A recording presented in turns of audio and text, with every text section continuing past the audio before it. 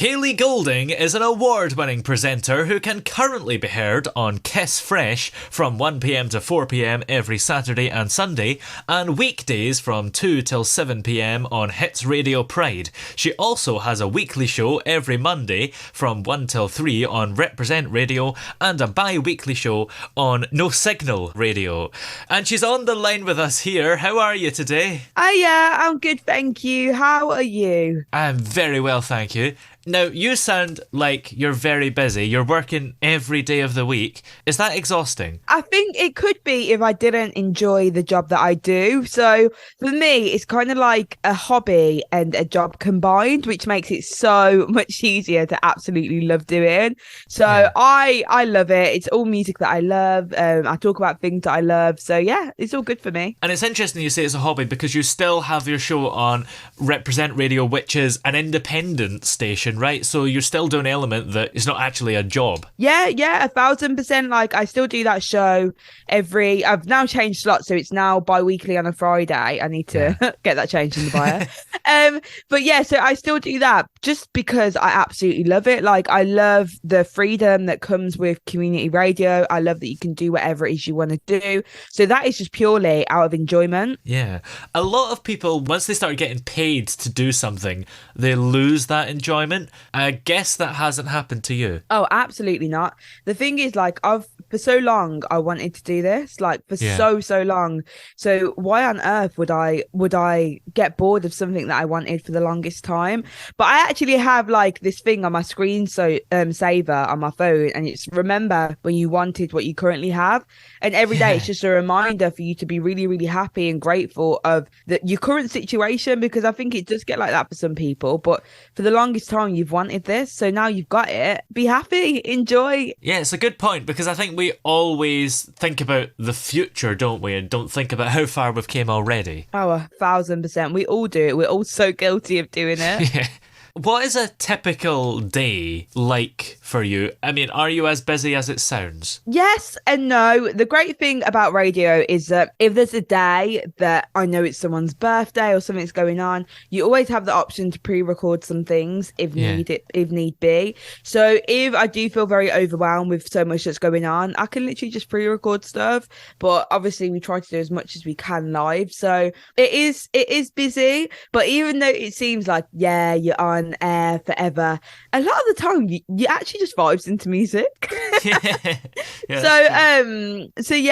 it does sound like I'm like extremely busy, and don't get me wrong, I definitely am, but it's just about time management. How early are you in before you actually go on air? I always think it's best to get in about an hour before, just so you can plan content and know what it is you want to do. I think it's just always better to be prepared. Yeah. And how did you actually get into broadcasting all those years ago? I always wanted to do music in some capacity. I didn't know how to sing though. So I was like, hold on 1 second. How am I going to be able to do this? So then my mom put me on to Trevor Nelson's show on One Extra, and I just become absolutely obsessed with One Extra as a station. I loved it so much, would listen to it constantly. And then work experience come up to do some volunteering for a festival station in Birmingham called Base FM. So it was only lasting a month, but that's where I learned how to produce radio, and then I've never looked back since. I literally studied it in college, in university. I volunteered at student stations, loads of different community radio stations, festival stations, and I just kept developing, and then during student radio there was kind of like a pivot where I always wanted to be a producer originally. And then for student radio, for you to be a producer, you kind of have to present your own show because it's all in one. So I started to present, and I was like, okay, cool. Like, this is picking up a little bit of traction. I won some student radio awards, and I naturally found a love for presenting as well. So from that point, I was like, oh, this is amazing. So it wasn't until this year that I kind of made the pivot to go full-time presenting. Beforehand, I was still a producer literally until July of this year. Wow. Having been a producer, do you think that's made you a better presenter in a way? You kind of know what to do even even more behind the scenes than maybe you normally would? Oh, 1,000%. And it's great because it actually gives me more flexibility as a presenter because people trust me because they know that I can produce. So it's kind of like, oh, Kaylee knows what she's doing. Let's just leave her to it. And I don't think that they would do that if I didn't have my skill set as a producer. Did you find it quite easy or hard originally to actually break into the industry and get a job? Oh, it was very, very difficult. Luckily, I knew that I wanted to do radio very early on when I was like 14. So I was volunteering. I think I got my first paid job in radio when I was about 19, but it was very like, it wasn't a lot of money. It was it was a community station. So it wasn't a lot of money, but it was my first paid producer role. And then my first full-time actual salary job was when I was 21, when I first left university. But because I was volunteering like constantly for about 5 years, that's how I managed to get paid work in radio. So I think a lot of people don't realize it's what they want to do until they're maybe about like between 18 and 20. And the thing about that is that we have life commitments then. So you can't volunteer. It's really hard to volunteer. So I'm so blessed and lucky that I knew what I wanted to do early on, because at 14 to 19, you don't have any real life commitments. You can volunteer. So it was a lot of hard work, a lot of hours, a lot of working hard. And then as soon as I come out of uni, I applied for my job at Magic as a producer and I got it. As a presenter, though, it can be really tough because when you're getting knocked back, it's kind of like, it's you, your personality and your voice, which is being knocked back. Yeah. So it's like, oh no, they don't want me. but it comes as part of the industry to be able to be resilient to that. So I was okay. I remember there being one moment that I absolutely started crying on a holiday with my family. I was like, I'm not doing this anymore. I can't do it. And here I am doing it. So the volunteering is so important because there are so many people that want to break into radio and decide that that's what they want to do, but they haven't actually done anything yet. So, you know, if they apply to a job, the employer has got nothing to go on. 1,000%.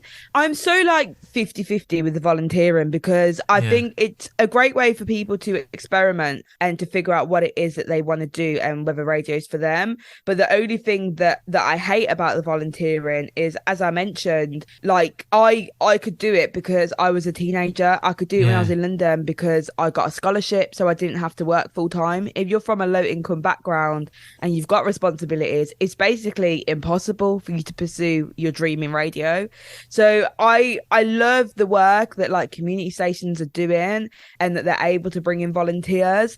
I would love for them to have more funding so that volunteers could just get something, so more people could actually experiment with radio and try it. I guess that point about a low-income background is kind of important because I think it's maybe changing now, but certainly, traditionally, somebody on the radio is a white, middle-class man with received pronunciation, and it's not a good idea if everyone's like that. No, not at all, because at the end of the day, like, radio is a personal medium. The whole point of radio is for you to connect with people, and like that kind of presenter, sometimes I can connect with them, but a lot of the time I can't because they're not like me. I don't have many people around me that are like that.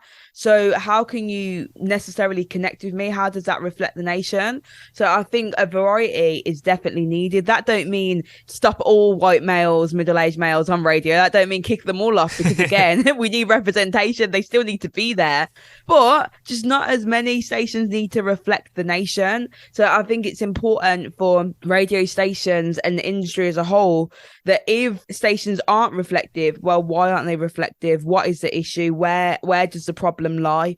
And I do think a lot of it does lie with the volunteering situation. And you are probably the opposite of a white middle-class male. So growing up, did you feel that you were represented and that radio was something that was possible for you to do? To be fair, originally, no. But then when my mom introduced me to One Extra, that is where I found a complete home. And that is probably why I become so obsessed with the station, because I heard and I saw saw myself. Did I hear a Birmingham accent? No, but then we also had Capital Birmingham. Yeah. That I'd listen to. And there's an absolute legend from Birmingham called Sasha Brooks. And she is a female of colour who's also part of the LGBTQ plus community. And she was on Capital for such a long time. So I saw myself represented in her. And when she took me under her wing, I was like, oh, like you're like me. Like it makes sense now. So just seeing her and meeting her and being mentored by her was absolutely incredible. Listening to One Extra every single day, listening to them talk about artists that I listened to, that I grew up listening to, was incredible for me. So I think it's just very, very, very important. Yeah. And you're on Kiss Fresh and of course Hits Radio Pride and Reprezent Radio and No Signal Radio. Are these stations that you get a lot of freedom with, really, and you can be who you want to be? Yeah, no, 1,000%. Like there's different creative freedoms depending on the station. So obviously on Reprezent and No Signal, like I play whatever music I want to play. I bring whatever guests I want to bring in. But obviously when we're talking at the more mainstream or commercial stations, obviously they are playlisted and the interviews are decided by the station. So that there's that element where you're not completely free creatively. However, as a person, I talk about whatever it is I want to talk about. Like my links are literally my links. Whatever comes out of my mouth is what comes out. So I'm never told to be something that I'm not. I'm able to talk about the communities that I'm part of. I'm able to talk about the events that I go to and that I love. News stories that I feel like relates to me and the people that I'm broadcasting to. So I've never felt like I'm not being me. When you're on different stations, do you change things up a bit, or is your personality still the same on every station? You're still being you? Yeah, my personality is completely the same. Sometimes my dialect might change a little bit. So let's say like on Hits Radio Pride, certain slang words I might not say because the audience may not understand anything I'm going on about. But on Kiss Fresh or like on Reprezent, whatever comes out of my mouth comes out of it, because I know that it's a younger audience that definitely understands the slang words that I'm saying. Whereas Hits Radio Pride, like the audience is a little bit older. So naturally, I'm not going to come out with everything that I do come out with on Kiss Fresh. Have you ever accidentally said another station's name? Oh, absolutely. Absolutely. I have done that. I mean, whenever I've done it as well, though, like when I've been caught doing it, I haven't really got into trouble because they know that I'm just on a lot of stations and mistakes happen. I'm human. Because you work in so many stations, I mean, are you the type of person that says yes to every opportunity? Or, you know, what makes you actually take on a job or any opportunity? Yeah, like I don't say yes to everything, like at all. Before, at the beginning of my career, I said yes to absolutely everything. But then I've now learned that for me to do a good job, I need to be awake and alert and conscious. And when you're overworking yourself, you may not be able to do all that. So I don't say yes to everything. Things just have to align with me as a person, and needs to align with my morals, my values. And if it aligns with that, then I'm down to work with someone. And what else is coming up for you? Have you got more opportunities coming up soon? We'll see. We'll see. I feel like whenever you go into the new year, like everyone has like their own plans and their goals and things that they want to do. So we'll see where life takes me. Well, in the meantime, where are we able to keep up to date with you? So you can follow me on Instagram at Kaylee Golding, and then Twitter is Kaylee Golding _. Excellent. Well, many thanks for talking to us today. It's been great to have you on the show. No, of course. And thank you so much for having me. You're incredible.